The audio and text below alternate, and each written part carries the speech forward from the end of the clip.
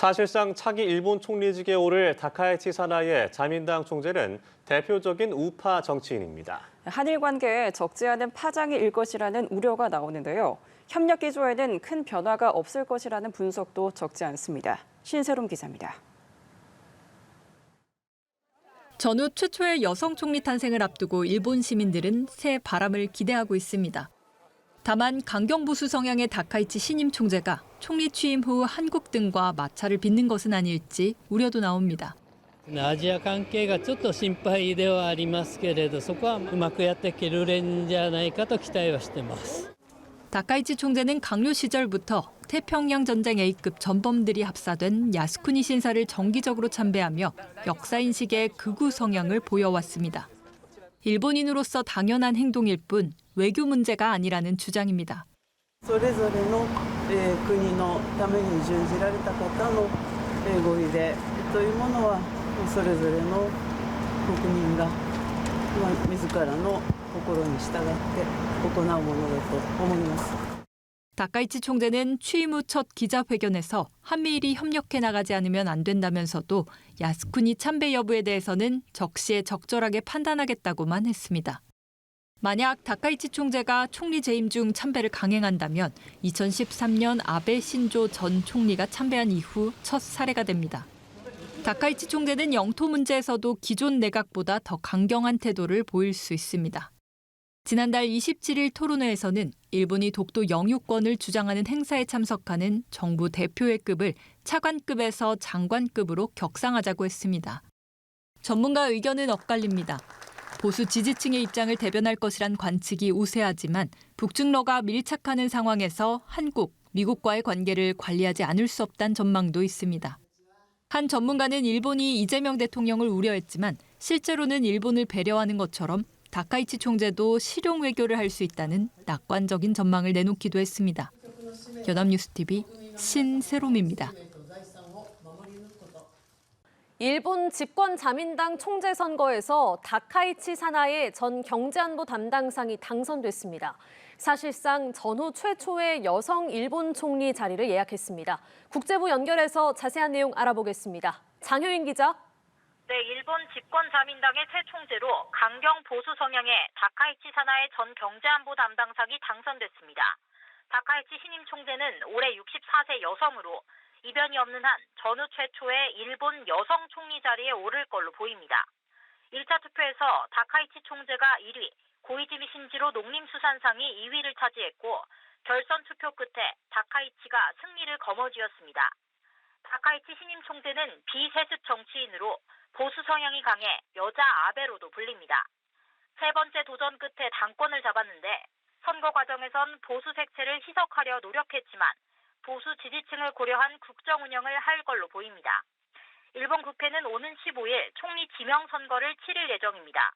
여소야대 상황이지만 이념과 정책 차이가 큰 야당끼리 뭉치기 어려워서 다카이치 총재가 무난히 총리직에 오를 전망입니다. 네, 다카이치 신임 총재는 야스쿠니 신사를 단골로 참배하는 등 보수 색채가 강해서 여성 아베로 불리는데 한일 관계에는 어떤 영향이 있을까요? 네, 아직은 예단하기 어렵습니다. 다카이치 총재를 비롯해서 이번 선거에서 기존과 크게 다른 외교안보 정책을 내놓은 후보는 없었습니다. 다카이치 총재는 강요 시절 태평양 전쟁 A급 전범이 합사된 야스쿠니 신사를 정기적으로 참배해서 보수층의 지지를 받아왔습니다.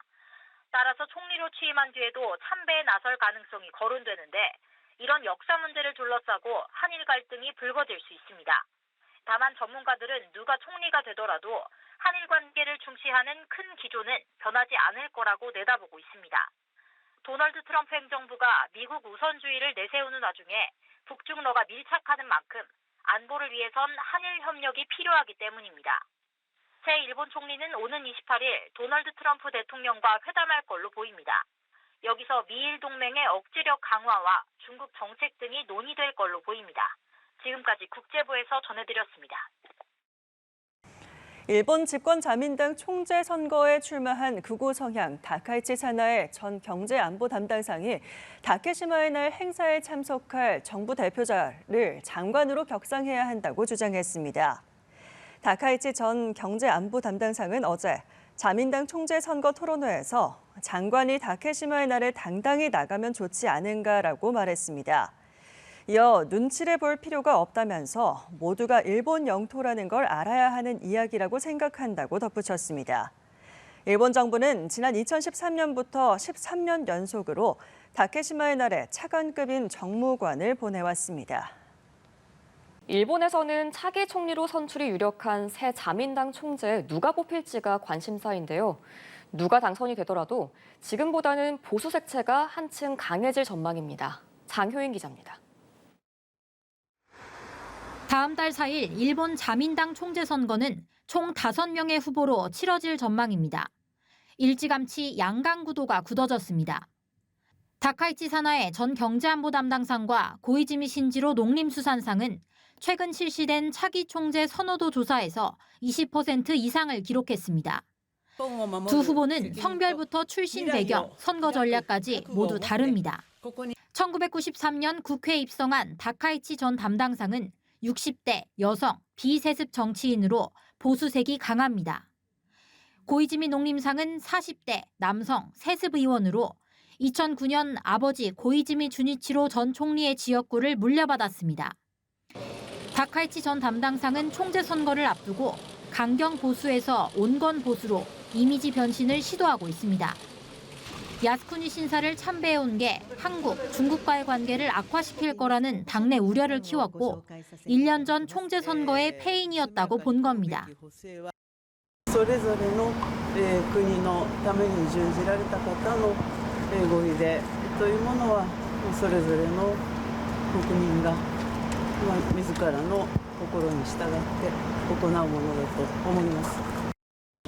반면 고이즈미 농림상은 지난해 선택적 부부 별성제 등 진보적 정책을 꺼내 보수층 반발을 산 경험을 고려한 듯 보수색을 강화하고 있습니다. 보수 중진 가토 가스노부 재무상을 선거대책본부장에 앉힌 데 더해 토론회에서 민감한 주제는 언급하지 않기로 한 걸로 알려졌습니다. まず党内がしっかりとまとまること、そして皆が一つになれる、そういった環境を作れるかどうかが私は今回は非常に重要なことだと思っています。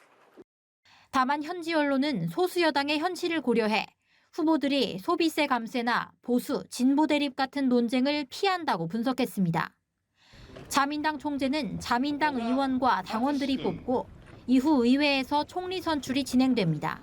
연합뉴스 TV 장윤입니다.